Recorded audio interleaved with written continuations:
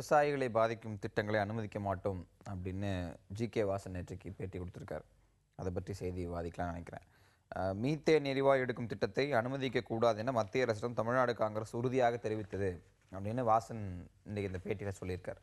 ஆனால் இந்த மீத்தேன் பிரச்சனை ரொம்ப ஒரு உச்சகட்டத்தில் இருந்தபோது, விவசாயிகள் போராட்டம் பெரிய அளவில் இருந்தபோது, சாலை மறியல், ஆர்ப்பாட்டம் போன்ற விஷயங்கள் இருந்தபோது தமிழக காங்கிரஸிடமிருந்து பலமான ஒரு குரல் வந்ததாக தெரியல. இப்போ இந்த நேரத்தில் இதை சொல்லும்போது இது ஒரு தேர்தல் யுக்தி அப்படின்னு ஏன் எடுத்துக்கூடாது?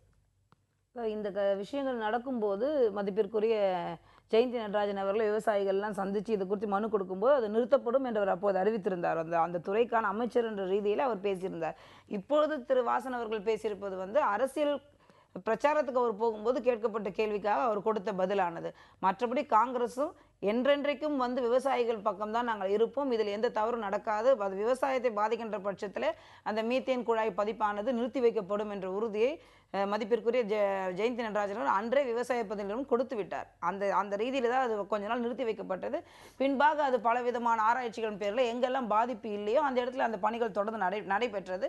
எதிர்ப்பு வந்த இடத்துல நாங்கள் நிறுத்தி தான் அதை வைத்திருக்கிற மொழியை மக்கள் எதிர்ப்பை மீறி நாங்கள் அதை செய்தே தீர்வோம் என்று ஒரு காலம் காங்கிரஸ் சொல்லவில்லை.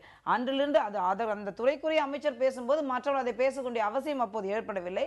இன்று பிரச்சாரத்துக்கு செல்லும் போது ஊடகங்கள் கேட்கிற கேள்விக்கு பதிலளிக்கின்ற போது இதை சொல்கிறார்கள் ஒழி இது அரசியலுக்காக சொல்வது என்பது கிடையாது. அந்த துறைக்குரிய அமைச்சர் அன்றே அதற்கான பதிலை கொடுத்து விட்டார். எங்களுடைய நிலைப்பாடும் தெரிவிக்கப்பட்டு விட்டது. மீத்தேன் திட்டமா இருக்கட்டும், கெயில் திட்டமா இருக்கட்டும், இது தமிழக அரசு ஒரு கடுமையான நிலைப்பாட்டை எடுத்தது. கடுமையான நிலைப்பாட்டுக்கு பிறகே மத்திய அரசு அந்த விவகாரத்தில் முடிவை மாத்திக்கிச்சு அப்படின்னு அதிமுக தரப்பிலும் தமிழக அரசு தரப்பிலும் வாதிடப்படுது. ஆனால் இது ஏற்கனவே நாங்கள் அதற்கு அனுமதி வழங்கவில்லை அப்படின்னு காங்கிரஸ் தரப்பில் சொல்லப்படுது. உங்களுடைய கருத்து என்ன? இல்லை, இப்போது இது காங்கிரஸ் மத்திய அரசாங்கம் அனுமதி வழங்கவில்லை என்றால் இது ஆங்கிலேயர் காலத்தில் போடப்பட்ட உத்தரவா? ஆக இன்றைக்கு அனுமதி வழங்குவது மட்டுமல்லாமல் தமிழ்நாட்டில் புரிந்துணர்வு ஒப்பந்தம் போடுகின்ற பொழுது தமிழ்நாட்டை ஆண்ட அன்றைய துணை முதலமைச்சர் ஸ்டாலின் முன்னிலையில் தான் அந்த புரிந்துணர்வு ஒப்பந்தமே செய்யப்பட்டது. ஆக இது எல்லாமே அவங்க வெளிப்படையாக செஞ்சாங்க. இதற்கு பிறகு இன்றைக்கு தமிழ்நாட்டில் ஆட்சி மாற்றம் வந்ததற்கு பிறகு புரட்சித் தலைவி அம்மா அவர்கள் முதலமைச்சர் ஆனதற்கு பிறகு இதை தடைப்படுத்தி உத்தரவு போட்டதற்கு பிறகு தான் இன்றைக்கு விவாதத்துக்குரிய பிரச்சனையாக அது மாறி இருக்கு. அது வரைக்கும் இது ஒரு பிரச்சனையாகவே யாரும் நினைக்கல. இவங்க உத்தரவு போட்டு எல்லாம் துறப்பண பணிகள்லாம் தொடங்குகிற நிலையில் அங்கே இருக்கின்ற விவசாயிகளும் மக்களும் எதிர்த்து விரட்டி அடிக்கின்ற, இன்னும் சொன்னால் அந்த குழாயெல்லாம் உடைச்சி போடுற காட்சிகள்லாம் ஊடகங்களில் நம்ம புதிய தலைமுறையிலையும் பார்த்துருக்கோம். ஆக அங்கே மக்களுடைய கொந்தளிப்பு அங்கே உருவாகிற வரைக்கும் காங்கிரஸ் இதை செயல்படுத்த தான் முயற்சி பண்ணுச்சு. அது அங்கே இருக்கிற மக்களுடைய எதிர்ப்புகளுக்கு ஈடு கொடுக்க முடியாத நிலையில் இவர்கள் இன்றைக்கு பலகீனமான கருத்துக்களை சொல்லிக் கொண்டிருக்கார்கள். இன்றைக்கு இந்தியாவினுடைய உயர்நீதிமன்றத்திலிருந்து உச்சநீதிமன்றம் வரைக்கும் இன்றைக்கு போய் தான் தடைப்படுத்த முடிஞ்சதை தவிர இது காங்கிரஸ் ஏதோ பெருந்தன்மையாக நாங்கள் கடந்த காலங்களில் தவறான உத்தரவு போட்டோம் அதை திரும்ப பெறோன்னு சொல்லலை. இன்றைக்கும் நீதிமன்றங்கள் தான் நிறுத்தி வச்சிருக்கு. நீங்கள் மீத்தேன் வாயுவாக இருந்தாலும் எரிவாயு குழாய் பதிவுக்கின்ற திட்டமாக இருந்தால் 2 திட்டத்தையும் தமிழ்நாடு அரசாங்கம் அனைத்து இந்திய அண்ணா திராவிட முன்னேற்ற கழகம் புரட்சித் தலைவி அம்மா அவருடைய எதிர்ப்பால் தொடுக்கப்பட்ட வழக்குகளின் அடிப்படையில் உச்சநீதிமன்றங்களும் மற்ற நீதிமன்றங்களும் கொடுத்த தடையினுடைய விளைவாக தான் நிறுத்தி வைக்கப்பட்டிருக்கிறது. இதற்கு காங்கிரஸ் எந்த வகையிலும் இதில் உரிமை கொண்டாட முடியாது. காங்கிரஸால் வரப்பட்ட தீமையை இன்றைக்கு மக்கள் சேர்ந்து அனைத்து இந்திய அண்ணா திராவிட முன்னேற்ற கழகத்தின் வாயிலாக தடுத்திருக்கிறார்கள் என்பதுதான் உண்மை. வாசனுடைய பேட்டியில் இருந்த இந்த திட்டத்திற்கு காங்கிரஸ் அரசு தான் முழு காரணம் என கூறுவது தவறு அப்படின்னு சொல்றாரு. அப்ப பாதி காரணம் அப்படின்னு சொன்னா ஏத்துப்பாரா? அதாவது மத்திய அரசாங்கமும் மாநில அரசாங்கமும் சேர்ந்து போடுகின்ற, அவர் சொன்னது போல சேர்ந்து போடுகின்ற ஒரு ஒப்பந்தத்திலே மத்திய அரசாங்கம் என்று வரும்போது அது காங்கிரஸ் என்று பாதி வந்து விடுகிறது. மாநில அரசாங்கம் என்று வரும்போது அன்றைய ஆட்சியாளர்கள் இந்த ஒப்பந்தத்தை போட்டார்கள். ஆனால் அது மக்களுக்கு தேவையில்லை என்று விவசாயிகள் முடிவெடுக்கின்ற பட்சத்தில் எந்த திட்டமானாலும் அது மக்களுக்கு தேவையில்லை என்று மக்கள் முடிவெடுக்கும் போது அது மக்களுக்காக நாம் அதை வேண்டாம் என்ற ஒரு நிலைப்பாட்டை நாம் எடுக்க வேண்டியதான இடத்துல இருக்கிறது. மற்றபடி நாங்கள் ஆங்கிலேயர் காலத்தில் கொண்டு வந்தோம் என்று சொல்லவில்லை. தமிழக மக்களுக்காகவே வாழ்கின்றார் தமிழக முதல்வர் என்பது ஒப்புக்கொள்ளவே முடியாத விஷயம். அப்படி பார்க்க போனீங்கன்னா மதுரை வாயில் 800 துறைமுகம் பறக்கும் சாலையை அவர் நிறுத்தி வைத்தே தமிழக முதல்வர் தான். அது மாதிரி நிறைய நலத்திட்டங்களை நிறுத்தி வைத்திருக்கிறார்கள் ஒழிய இவர்கள் எந்த நலத்திட்டங்களும் மக்களுக்காக செய்யவில்லை.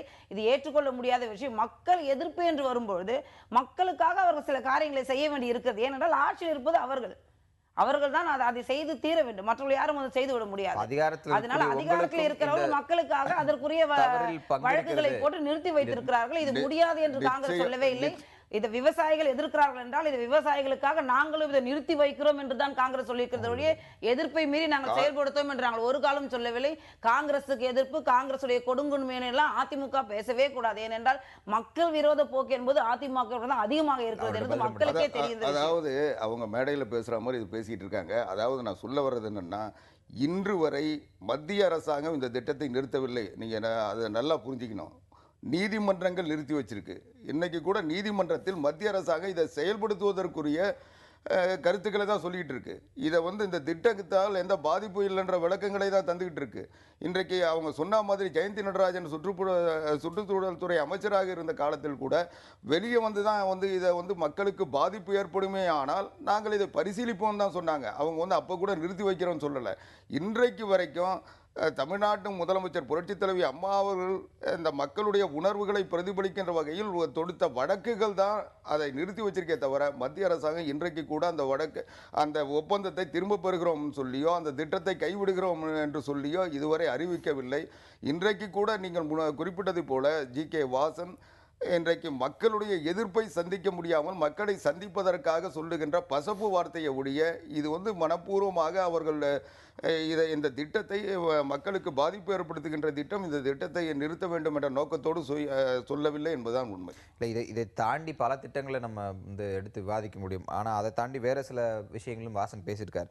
அதில் மீனவர் பிரச்சனை மறுபடியும் வாசனுடைய பேச்சில் ஒரு முக்கியமான விஷயமா இருக்குது. மீனவர்களுக்கு எந்தவித பாதிப்பும் ஏற்படாத வகையில் மத்திய அரசு நடவடிக்கை எடுத்து வருகிறது அப்படின்னு வாசன் சொல்கிறார்.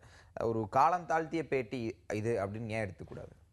அதாவது மீனவர்களுக்கான நடவடிக்கை என்பது அவர் கொடுத்த பேட்டி என்பது தான் இப்பொழுது கொடுத்திருக்கிறார் வழியே, நடவடிக்கை என்பது தொடர்ந்து நடந்து கொண்டு தான் இருக்கின்றது. இரு நாட்டு மீனவர்கள் வைத்து பேசி கொண்டிருக்கிறார்கள். அந்த மீனவர்களான பேச்சுவார்த்தை கூட நிறைய முட்டுக்கட்டைகளை தமிழக அரசு தான் போட்டது. இதையெல்லாம் நாம் ஒற்றுக்கொள்ள வேண்டும். மக்கள் மன்றத்தில் பேசும்போது உண்மைகளை மட்டும்தான் நாம் பேச வேண்டும். மேடையில் பேசுவது எல்லாம் யாரையும் ஏமாற்றவே முடியாது சார். அது ஃபஸ்ட்டு எல்லாருமே புரிஞ்சுக்கணும். எல்லாரும் தெளிவாக இருக்கும். மீனவ பிரச்சனை மீனவ சமுதாய மக்களுக்கு அதில் ஒரு தெளிவு என்பது நன்றாக தெரியும். மீனவ சமுதாய பிரதிநிதியே ஒரு முறை சொல்லியிருக்கிறார், மீனவர்கள் எல்லை தாண்டி போவதுதான் பாதி பிரச்சனைக்கு காரணம், அதனால் நீங்கள் அதை செய்யக்கூடாது என்று அவரே கண்டிப்புடன் ஒரு முறை பேட்டி கொடுத்திருந்தார். ஆகையினாலே நாம் ஆனாலும் சரி அவர்களானாலும் சரி அந்த கோட்பாடு என்று வரும்போது, உடன்பாடு என்று வரும்போது அதை மதித்து நடக்க வேண்டும். அப்போதுதான் அந்த செயல்பாடை நாம் செய்து முடிக்க முடியும். நாங்கள் ஒன்று சொல்லு, நீ என்ன சொல்வது நான் என்ன செய்வது என்றெல்லாம் இதில் இருக்க முடியாது. இரு நாட்டு பிரச்சனை என்று வரும்போது இரு நாட்டு பிரதிநிதிகளை பேசி முடிவெடுக்கின்ற உடன்பாடுகளை இரு நாட்டு மீனவர்களும் மதிக்க வேண்டும். அந்த எல்லை தாண்டுவதை நாமும் செய்யக்கூடாது, அவர்களும் செய்யக்கூடாது. முதலாவது. இரண்டாவது, நடக்கின்ற பேச்சுவார்த்தைகளை எப்பொழுதுமே தமிழக அரசானது செல்வி ஜெயலலிதா அவர்கள் செய்கிற காரியம் என்னவென்றால், அவர்கள் வரும்போது இவர்கள் செல்ல மாட்டார்கள், இவர்கள் வரும்போது அவர்கள் செல்ல மாட்டார்கள். இதனால் தான் பிரச்சனைகள் இழுத்து கொண்டு போகிறது. இந்த இடத்துல யதார்த்தமான ஒரு கேள்வி, மாநில அரசுகளின் உரிமைகளை தாண்டி மத்திய அரசு பல்வேறு விஷயங்கள் நடவடிக்கைகள் எடுக்குது. தானாக முன் விவகாரங்களில் முடிவுகள் கூட எடுக்கிறார்கள். மீனவர் விவகாரத்தில் மட்டும், குறிப்பாக தமிழகத்தைச் சேர்ந்த மீனவர் விவகாரத்தில் மட்டும் மாநில அரசோட கையை எதிர்பார்த்து கொண்டு அதனால் காலதாமதம் ஆகுதுன்னு சொல்வது எந்த வகைக்கு சரியா இருக்கும்? அதாவது மாநில அரசுடைய ஆதரவை எதிர்பார்த்து கொண்டு என்று கிடையாது, இதை இவர்கள் செயல்படுத்துவதற்கு விடமாட்டார்கள். ஏன்னா தமிழ் என்ற ஒரு காரியத்தை வைத்துக்கொண்டு எதையுமே மத்திய அரசாங்கத்தை இவர்கள் செயல்படுத்த விடுவது கிடையாது.